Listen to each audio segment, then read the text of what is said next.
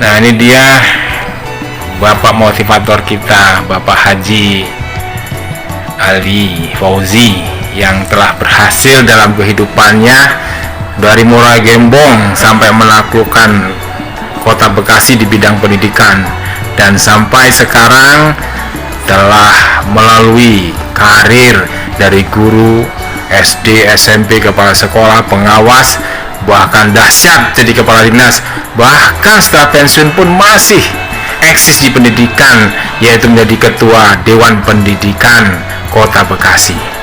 Baik, kita dengarkan saja bagaimana kisah beliau. Inilah dia Bapak Ali Fauzi. Silakan Pak Haji, bagaimana kisah hidup Pak Ali? Saya ini termasuk orang yang memang berada di pesisir utara di Muara Gembong. Saat itu memang tidak ada orang yang memiliki pendidikan, karena merupakan daerah pesisir, daerah rawan pada saat itu, sehingga menjadi tempat untuk orang-orang para pejabat datang ke Muara Gembong. Nah, disitulah kita sering ketemu dengan para pejabat, para orang-orang yang memang memiliki kemampuan, dan sehingga memberikan pencerahan, memberikan motivasi, yang akhirnya ya pada saat itu ya saya mencoba untuk harus merubah nasib, merubah bagaimana kita bisa keluar dari kesulitan yang ada. Nah, kita sekolah, karena nggak ada orang sekolah di situ, ya kita melihat mereka memberikan pencerahan kepada masyarakat, memberikan penyuluhan. Nah, saat itulah kita termotivasi, ya, bagaimana supaya kita bisa mengikuti orang-orang yang hadir di lingkungan perkampungan pada saat itu.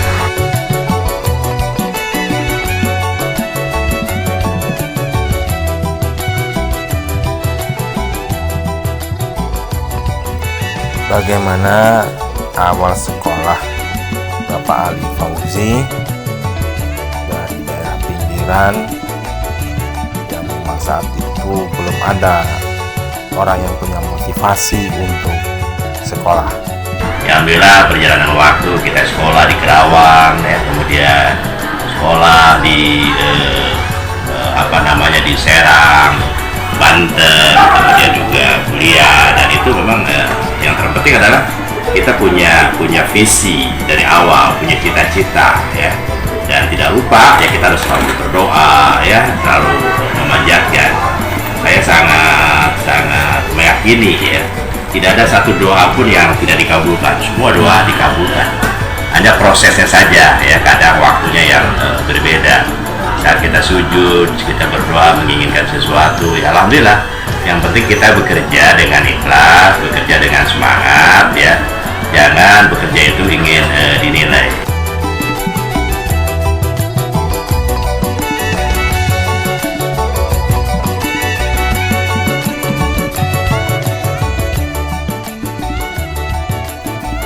Dengan kesuksesan Pak Haji Ali Fauzi ini sebagai pendidik, apa yang menjadi moto hidup dari Pak Haji? Ya, moto saya sampai hari ini sering saya sampaikan kepada teman-teman, kerja di barat, rezeki di timur. Nah, pemahamannya bahwa kita bekerja itu jangan berharap sesuatu dari apa yang kita kerjakan. Dan insya Allah itu akan memberikan sesuatu justru di saat kita membutuhkan, ya. Dan Allah kadang-kadang memberikan sesuatu yang memang kadang di luar dugaan kita. Sebenarnya bagaimana jenjang karir Pak Ali Fauzi hingga sampai menjadi ketua Dewan Pendidikan di Kota Bekasi? Alhamdulillah saya dari pendidikan keguruan, ya, sampai jadi guru, kemudian juga pokoknya semua yang berkaitan dengan masalah jenjang sekolah, ya, dari guru, kemudian ya sampai kepala sekolah di swasta, di negeri, ya, alhamdulillah jadi pengawas, ya, kemudian juga sampai menjadi kabid, ya, dan alhamdulillah kemarin 2019 ya masih diberi kesehatan sehingga kita bisa pensiun, Dan hari ini ya kami juga diminta, ya bukan diberi kepercayaan oleh masyarakat Kota Bekasi sekarang untuk menjadi di Dewan Pendidikan kembali, ya. Tapi yang jelas saya berpesan, ya, selaku orang yang memang pernah jadi guru, ya, orang yang pernah jadi kepala sekolah, pernah jadi pengawas, pernah jadi kepala bidang, pernah jadi sekretaris, ya, dan pernah jadi kepala dinas, ya. Semuanya saya berpesan kepada anak-anak, yang pertama, ya, kalian harus betul-betul belajar dengan sungguh-sungguh, ya. Kalian harus belajar mandiri. Pengalaman yang paling berkesan atau dirasakan oleh Pak Haji pada masa sekolah kiranya apa saja ya? Nah, yang paling saya rasakan adalah ketika saya bersekolah, ya. Ketika saya bersekolah itu guru saya di Kerawang sana, waduh, luar biasa. Ya, saya kalau ingat guru saya itu luar biasa. Kenapa saya katakan luar biasa?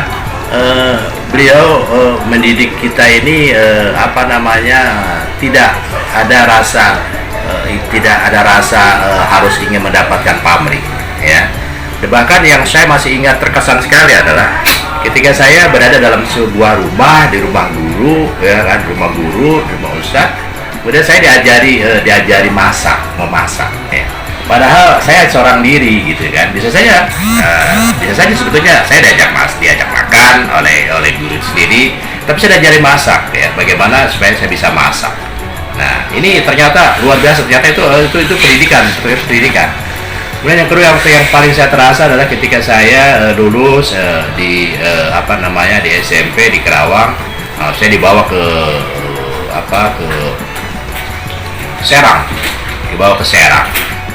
Serang, orang tua saya nggak tahu, yang penting saya harus sekolah.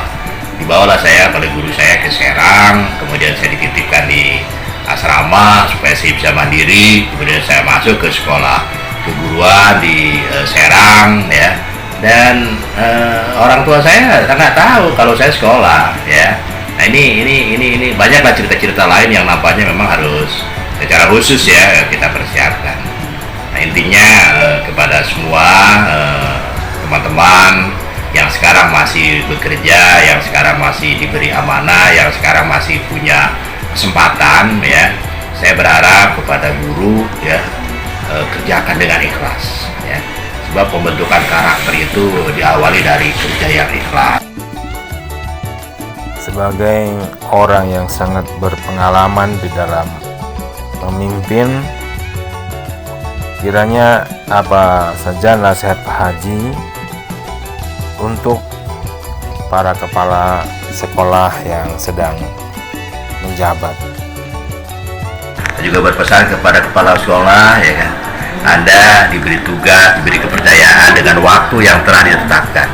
Oleh karena itu lakukan perubahan dengan baik, ya, lakukan perubahan dengan bagus, ya. Beri motivasi guru, beri motivasi anak ketika pada saat apel, berikan contoh yang baik, ya. Insya Allah anak-anak ini justru akan menjadi anak-anak yang ganti, ya. Generasi yang akan datang itu atau bangsa ini akan berubah, ya, dari anak-anak kita. Selanjutnya, kiranya nasihat apa dari Pak Ali Fauzi untuk para guru semuanya? Saya juga berpesan kepada guru-guru, ya, bagaimanapun juga kesempatan yang sudah diamanahkan kepada anak-anak harus lakukan itu untuk anak. Sebab tidak ada pekerjaan yang semulia, ya, dari guru. Setiap hari guru itu diberikan penghormatan. Setiap hari guru itu menjadi harapan ketika orang tua, ya, melepas anaknya pagi hari setelah didoakan, setelah dia pakaian bersih, setelah dipakaian baju, sarapan, kemudian orang tua memeluk anak dengan penuh dengan doa, dengan penuh harapan. Anakku, mudah-mudahan kalian akan menjadi anak yang soleh. Nah, bicara anak yang soleh, bicara anak yang baik, tentu saja kan bagaimana proses pendidikan yang ada di ruang kelas. Oleh karena itu, jangan sampai peluang ini oleh guru Ini ada manfaatnya. Ya, ratusan anak, puluhan anak setiap pagi menunggu di ruang kelas. Nah, berikanlah pembelajaran yang bermakna. Nah, jangan sampai tidak ada pembelajaran yang bermakna. Menurut Bapak, kiranya bagaimana peran serta orang tua murid dalam ikut serta mendidik pada masa sekarang ini? Saya juga berpesan ya kepada para pengawas, kepada masyarakat, ya, bagaimanapun juga orang tua murid, bahwa tidak bisa mendidik anak itu diserahkan kepada pihak sekolah saja. Sampai saat sekarang ini ya, bahwa anak sekarang belajar di rumah, ya, saat BDL ini kan terasa, orang tua mulai terasa, ya, bahwa itulah sulitnya mendidik anak, ya, bukan hanya sekedar mentransfer, tapi bagaimana cara membentuk karakter anak. Itu dalam hitungan 1-2 orang kita mengajari anak di rumah. Nah, sekarang dengan ratusan anak, dengan puluhan setiap hari diajar oleh guru, belajar dengan berbagai macam kesulitan yang ada, perbedaan anak itu tentunya disatukan dalam satu ruang yang ada. Nah, ini juga tentunya menjadi hikmah. Nanti itu dihargailah, hargai guru, hargai anak, ya, semuanya, sehingga anak-anak kita menjadi anak-anak yang bagus. Saya kira itu demikian sekarang. Baik, demikian tadi dari Bapak Haji Ali Fauzi yang telah memberikan semangat dan support kepada kita. Mudah-mudahan menjadikan motivasi kita untuk menjadi lebih baik. Dan nanti kita akan berjumpa lagi dengan pengalaman-pengalaman beliau, di mana kisah hidupnya sangat heroik untuk dunia pendidikan.